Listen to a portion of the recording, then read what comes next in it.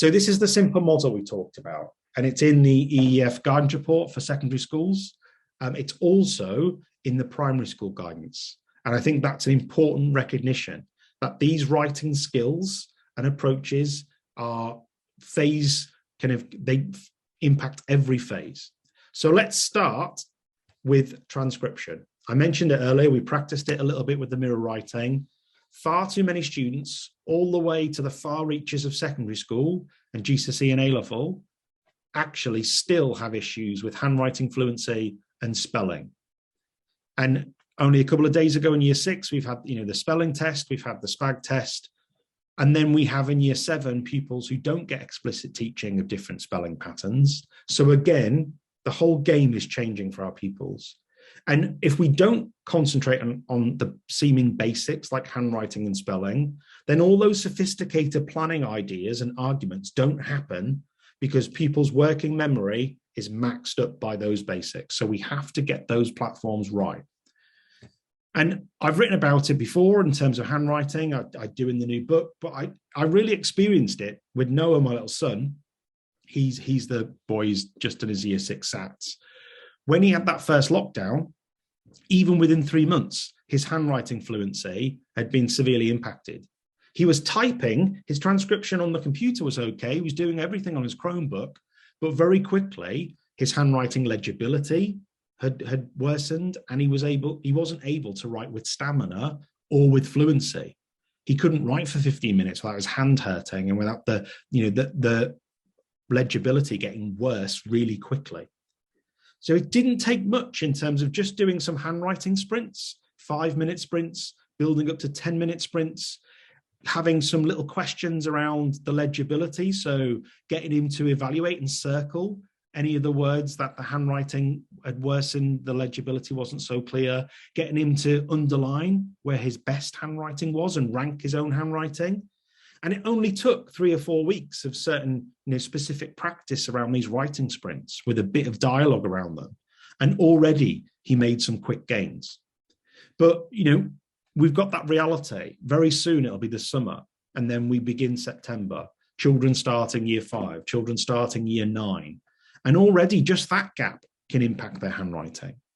And then you get to GCSE, and the experience for lots of pupils in the next few weeks will be 30 hours worth of extended writing, every exam mediated by the act of writing. So these are the basics we've got to pay attention to. And there are easy strategies to do that and improve that fluency, just like reading fluency can be improved relatively quickly. And then we just need to be more specific about spelling. So it's great when we have like the dirty 30 of most common misspelt words and similar in the year 6 spelling list, etc. But then we need to get specific about individual pupils. So for Noah, actually Noah's a really good reader. He struggles with spelling. He could easily be kind of categorized as mildly dyslexic. He really struggles with his spelling. And yet it's about identifying what are those specific issues for him. So homophones, really commonly, misspelt. That's an easy one to identify for Noah, and we can support him to do so. We know that the most common errors are with vowel clusters, when the vowels are clustered in the center of a word, and with double letters, particularly double letters in the middle of the word. So for Noah, he can have this little inventory in the back of his book. And then when we're doing some editing, checking through his work, he can make a record of these. The teacher can record some of these spelling issues. And it's not just about him writing them out 5 times. It's about him starting to notice those patterns. There will be just random exception words that are really tricky that he misspells. But let's get specific about fixing accurate spelling. And we could viably argue, well, we live in the age of the spell checker. Does Noah need to be able to do this spelling when he's 25, doing his career? Well, in fact, he does, because his handwriting and his spelling for the next 5 or 6 years will still mediate how well he's understanding and reading. He's writing about what he reads. It'll determine his exam performance. So it will have a big impact. And actually, the better your spelling and the more you focus on spelling, it also improves reading comprehension. And again, it's like when you get these basics right, it frees up the brain to tackle more complex tasks. So when you get spelling well focused and you work at it, you're more able to pick sophisticated word choices. You're more able to edit your writing and think about your audience's needs. You're more able to make it more formal for that science report or that, kind of task essay in history. And then we get to making those word choices. So I've made a big focus throughout the project. Words for All itself is about having that breadth and richness of vocabulary. You only are able to use that in your writing if you do lots of reading and if there's talk about that, but also you've got those basics of spelling. One of the pieces of research I cite in the book is pupils who don't feel confident spelling an ambitious word won't use it.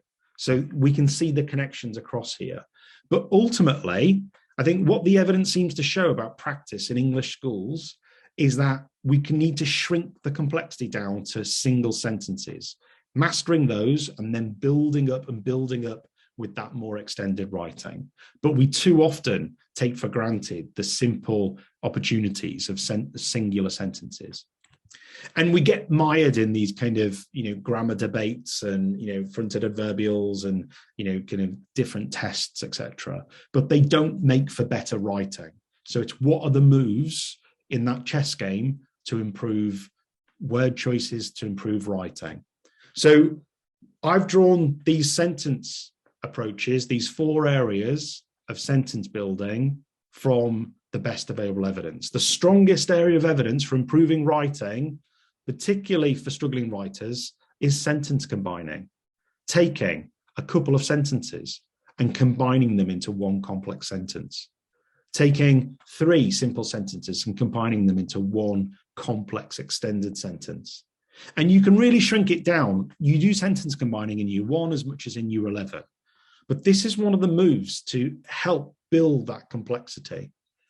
And then sentence expanding is another obvious one. If we think about writing in history, well, we're writing about King Henry VIII, and we're trying to describe and add clauses, add detail about that historical figure. Or we could be, in English, describing our main character and adding layers of detail. So being explicit about adding in clauses, extra information in an information text, extra detail in narrative description. One of the strategies that's about 500 years old is taking a sentence and trying to rewrite it in as many ways as possible.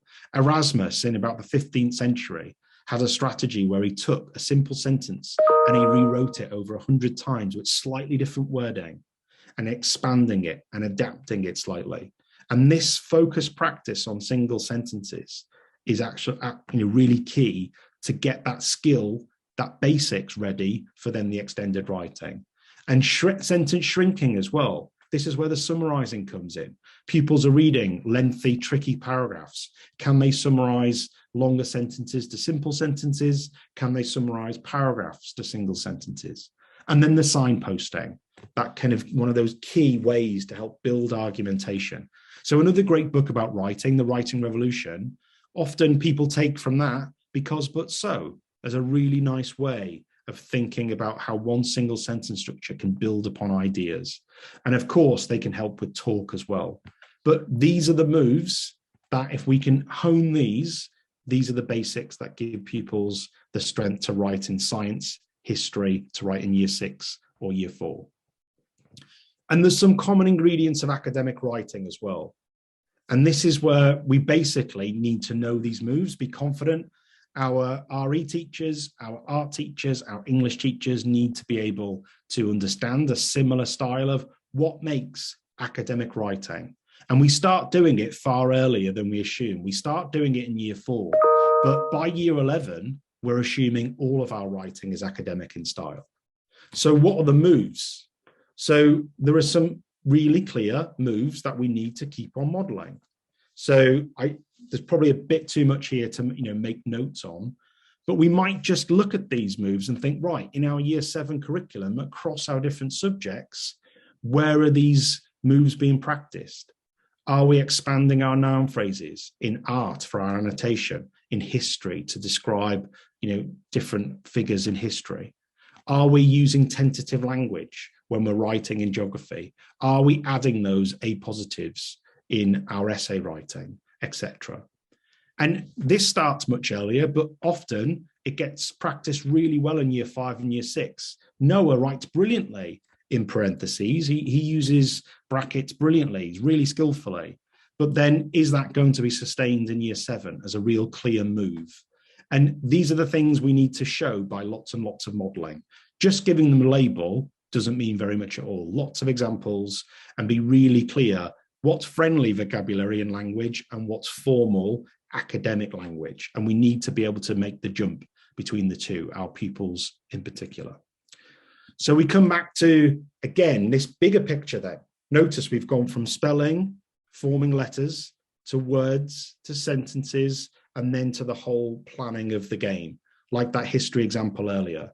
And we assume, oh yeah, of course we model planning and drafting and the stage process editing, but often it doesn't happen. The evidence is really clear that editing, revising doesn't happen so much, even when there's some detailed planning.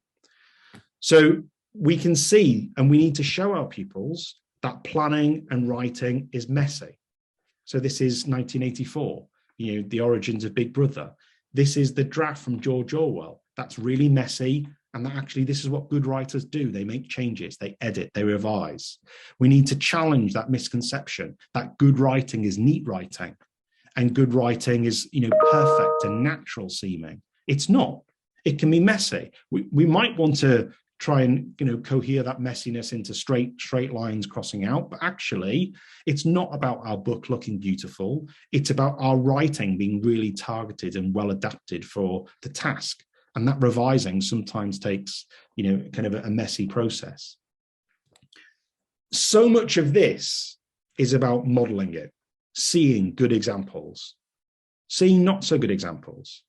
One of the things we know about modeling writing in all subjects, particularly narrative writing and English at each key stage, you need to see lots of examples. But too often, we go to the amazing, perfect examples, great authors, great historians, when actually pupils need to see struggling examples, pupil-friendly examples where it's achievable and actually it's got errors, and then they need to see that high quality as well. So whereas our models of writing, essay models, descriptive writing models, sentence level writing, where are they cohered through our curriculum to allow for that imitation and allow for that practice?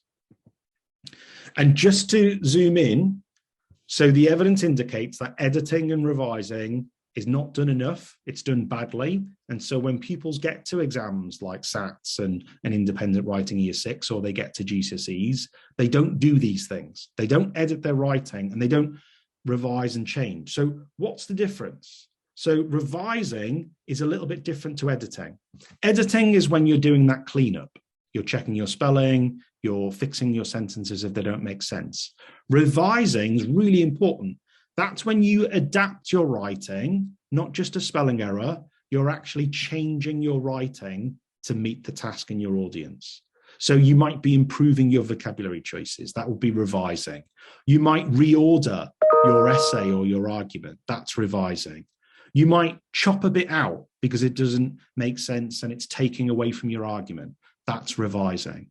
And pupils don't do enough of it. So again, what could be the practices? So there are certain ways to encourage revision that if we practice it in 7, 8, and 9 would become seemingly natural for many more of our students. So using a checklist, checking it, making a change, and verbally explaining the change you've made in your writing. That is a crucial one in terms of, can you articulate why you've changed your essay, why you've changed your story, and why those moves were shifted. Looking at best and better. So getting a pupil to look at their writing and pick out what are their best bits and what bits they need to make better. Too often, if we're given an extended piece of writing, it could be a story, it could be a recount text, it could be an essay in history, there's too much for pupils to revise. So actually, can we shrink it down? What's your best sentence? And what sentence do you want to make better? By just focusing on 2 sentences in revising, then it feels like a manageable move. particularly for struggling pupils. And we need to keep on shrinking the game down to those simple single moves. Peer critique is another good one. So, having your paired work where you're reading your peers' work, often with a checklist, is helpful. That peer critique needs scaffolds, needs support. Often it can be a problem. We know when pupils don't work well together, but well scaffolded, it's really crucial, because one of the key things to improve and revise your writing is having a sense of audience and adapting your writing for that audience. One of the best things about peer critique is that you get to see another example and you better refine your own by comparison. So even if you don't get many suggested changes for your own writing, just the act of looking at someone else's and thinking about their text makes your likelihood of revising much higher and can improve your writing. The author's chair. Now, this works well with fiction, works well with pupils who can articulate their writing, but this can be a paragraph in art you've written about an artist. This could be about an argument in history or geography, arguing about climate change, etc. The author's chair is reading out some of your text and then the audience asking questions about what you've written. So again, you can see how having to talk about what you've written helps you then understand how you might make improvements. And it needs to be sensitive, but you get that careful feedback from your peers and the teacher about some revisions you could make. It could be about word choices, it could be about, adding in detail, etc. And then really simply, again, another revising, which is a little bit like best and better, just keep it simple. Be really clear. Okay, we're doing 10 minutes, we're revising what we've written, now 5 paragraphs. What are you going to add? What are you going to remove? What are you going to refine? And just getting them to try and think that revising is these 3 things. I'm going to add some stuff, I'm going to cross some stuff out, and I'm going to make some stuff better. That makes clear what revision actually is. The problem with so much writing in school is that really good writers seemingly do it naturally, and then our struggling writers just don't know any of these moves. So can we name it, shrink it, make it clear?